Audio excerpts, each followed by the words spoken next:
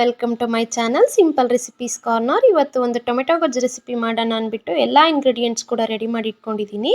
ಒಂದು ದಪ್ಪ ಮೆಣಸಿಕಾಯಿ ಒಂದು ಪೂರ್ತಿ ತೊಗೊಂಡಿದ್ದೀನಿ, 4 ಈರುಳ್ಳಿ, ಟೊಮೆಟೊ, ಕಾಯಿ ತುರಿ, ಹಸಿಮೆಣಸಿಕಾಯಿ, ಕರಿಬೇವಿನ ಸೊಪ್ಪು, ಎಣ್ಣೆ, ಸಾಸಿವೆ, ಸಾಂಬಾರ್ ಪೌಡ್ರು, ಉಪ್ಪು ಇಷ್ಟನ್ನು ಕೂಡ ರೆಡಿ ಮಾಡಿ ಇಟ್ಕೊಂಡಿದ್ದೀನಿ.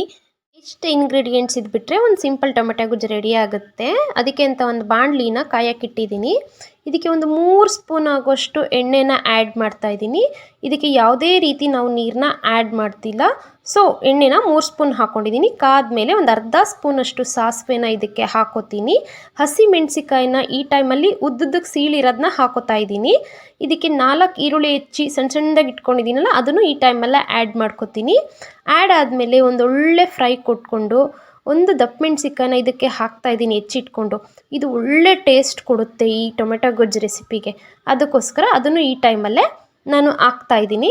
ಇದು ಈರುಳ್ಳಿ ಮತ್ತು ದಪ್ಪ ಮೆಣಸಿಕಾಯಿ ಎರಡೂ ಕೂಡ ಚೆನ್ನಾಗಿ ಎಣ್ಣೆಯಲ್ಲಿ ಬೇಯಬೇಕು. ಇದಕ್ಕೆ ನಾನು ಒಂದು 6 ಟೊಮೊಟೊನ ಸಣ್ಣದಾಗಿ ಹೆಚ್ಚಿಟ್ಕೊಂಡಿದ್ದೀನಿ. ಆ ಟೊಮೆಟೊನು ಕೂಡ ನಾನು ಈ ಟೈಮ್ನಲ್ಲಿ ಆ್ಯಡ್ ಮಾಡ್ತಾ ಇದ್ದೀನಿ.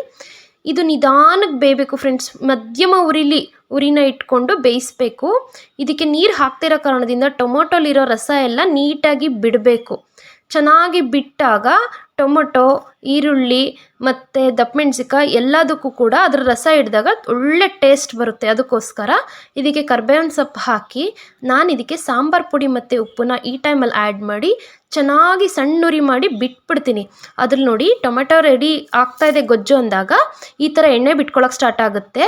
ನೆಕ್ಸ್ಟ್ ಇದಕ್ಕೆ ಒಂದು ಬಟ್ಲು ಕಾಯಿ ತುರಿ ಇಟ್ಕೊಂಡಿದ್ದೀನಲ್ಲ ಅದನ್ನು ಕೂಡ ಹಾಕ್ತೀನಿ. ಹಾಕಿ ಒಂದು ಒಳ್ಳೆ ಮಿಕ್ಸ್ ಕೊಟ್ಟರೆ ಸೂಪರ್ ಟೇಸ್ಟಿ ಟೊಮೆಟೊ ಗೊಜ್ಜು ರೆಸಿಪಿ ರೆಡಿ.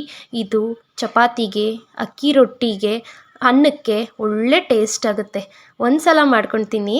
ಓಕೆ ಫ್ರೆಂಡ್ಸ್, ಬಾಯ್. ನನ್ನ ವಿಡಿಯೋ ನೋಡಿ ಎಲ್ಲ ಸಪೋರ್ಟ್ ಮಾಡ್ತಿರೋ ಎಲ್ಲರಿಗೂ ಕೂಡ ತುಂಬ ಥ್ಯಾಂಕ್ಸ್. ಲೈಕ್, ಸಬ್ಸ್ಕ್ರೈಬ್, ಶೇರ್ ಮರಿಬೇಡಿ ಫ್ರೆಂಡ್ಸ್. ಬಾಯ್ ಬಾಯ್.